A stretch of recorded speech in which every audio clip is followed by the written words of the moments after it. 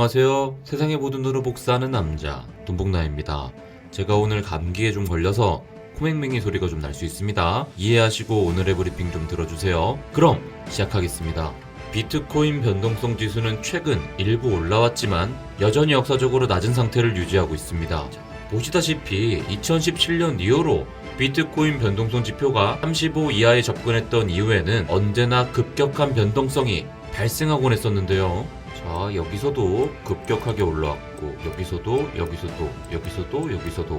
급격한 변동성을 보여줬습니다. 지금도 마찬가지로 급격한 변동성이 준비되어 있습니다. 그런데 여기서 주의해서 보셔야 될 건 작년 7월 초 이후로 비트코인은 변동성 지수가 35 아래에서 장기간 머물렀죠. 예외적인 모습을 보여주고 있어요. 하지만 그렇다고 이 상태가 계속해서 지속될 것이라고 생각하면 안 됩니다. 일단 비트코인의 변동성이 35를 넘어서게 되면 지금까지 억눌렸던 변동성이 한 번에 터지면서 급격한 움직임을 보일 수 있다는 것 명심하고 계셔야 돼요. 그리고 또 지금 비트코인 일봉 차트의 볼린저 밴드를 확인해보세요.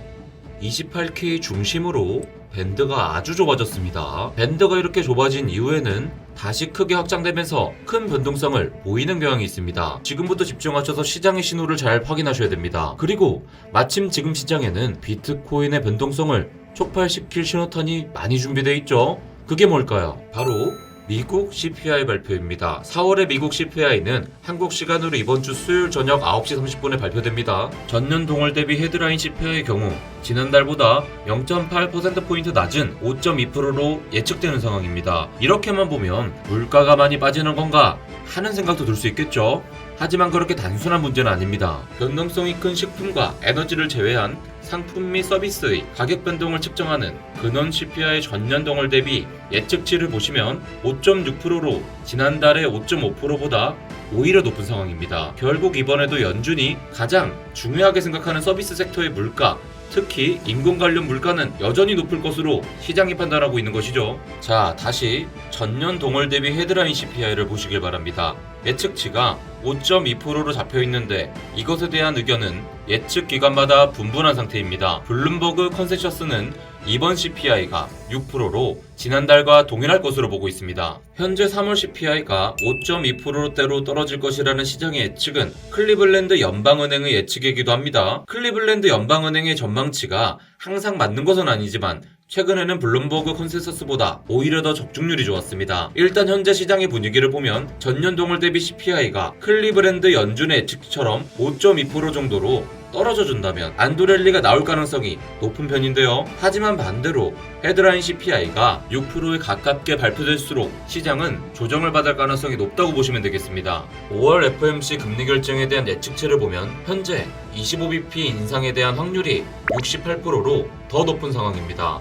이 확률은 지난주까지만 해도 48% 정도로 금리 동결에 대한 확률과 비등비등한 상태였는데 지금 이렇게 25bp 인상에 대한 확률이 올라간 것은 왜일까요? 그건 한국 시간으로 지난주 금요일 저녁에 발표된 노동 데이터 때문입니다. 비농업 고용지수가 예측치보다 낮게 나오긴 했지만 여전히 높은 수치입니다. 실직률은 3.5%로 예측치보다 낮게 나왔으며 평균 시간당 임금은 전월에 비해 0.3% 상승했습니다. 네이버에서 뉴스를 검색해보시면 단순히 비농업 고용지수가 줄어들었다는 점에만 초점을 두고 마치 그것이 긍정적인 것처럼 잘못된 관점들이 쏟아지고 있는데요. 만약 이번 고용 데이터를 시장이 긍정적으로 받아들였다면 금리 인상 가능성이 높아졌을 수가 없죠. 이처럼 인터넷에는 데이터의 본질을 파악하지 못하고 단순히 증시가 오르고 내림에 따라 짜맞추기 식의 기사가 너무 많습니다. 여러분들은 항상 이런 기사들을 조심하셔야 됩니다. 이번 경제지표 발표가 좋지 않게 나온다면 비트코인은 분명 조정을 받게 될 것입니다. 그렇다면 여러분들 비트코인은 어떻게 어떤 흐름으로 조정을 받을지 비트코인 과거 흐름을 보면서 이해하기 쉽게 설명드리겠습니다.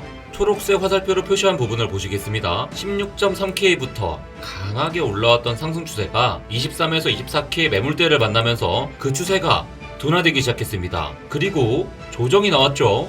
자, 이번엔 노란색 화살표를 보시길 바랍니다. 21.3K에서 올라온 강한 상승 추세가 25.2K 저항 부근을 만나자 상승의 힘이 둔화되더니 큰 조정이 나온 걸 보실 수 있습니다. 그리고 하얀색으로 표시해드린 구간은 현재 구간이죠. 19.5K에서 강하게 올라온 상승 추세가 이전에 중요한 역할을 했던 28.8K 부근에 도달하자 상승의 힘이 둔화되고 있습니다. 자, 여러분들 노란색으로 표시한 구간을 보시길 바랍니다. 28.8K 구간이죠. 자, 어떤 역할을 해줬나요? 강한 지지 역할을 해줬습니다. 그런데 이 구간이 뚫리자 강한 저항의 구간으로 바뀌었죠. 그래서 현재 비트코인은 28.8K 부근에서 강한 저항을 받으며 재차 상승을 이어나가지 못한다고 보시면 되겠습니다. 자, 앞선 초록색 구간, 노란색 구간, 그리고 지금의 구간입니다. 이전과 같이 흘러갈 확률이 높아지는 이유도 이 때문이죠. 이번에 발표되는 경제지표가 좋지 않게 나온다면 비트코인은 현재 말씀드린 시나리오처럼 조정을 받을 확률이 매우 높아지게 됩니다. 자, 그럼 여러분들 어디까지 조정을 받을까요? 그 조정의 최소한의 깊이는 빨간색으로 표시해드린 매물대와 그리고 피보나치 0.5 라인인 24.3K 부근이 되겠습니다. 그리고 그 다음 조정의 깊이는 조정이 나올 때 실시간으로 대응하셔야 됩니다. 무조건 조정이 나온다는 얘기는 아닙니다. 이번에 나오는 경제지표를 민감하게 체크하시고 그에 맞게 대응하시길 바랍니다. 저희 DBN 컴퍼니에서는 돈봉담 멤버십 채널을 운영하고 있습니다. 카톡방에 들어오셔서 실시간으로 브리핑 들어보시길 바랍니다. 그럼 다음에 만나요. 안녕.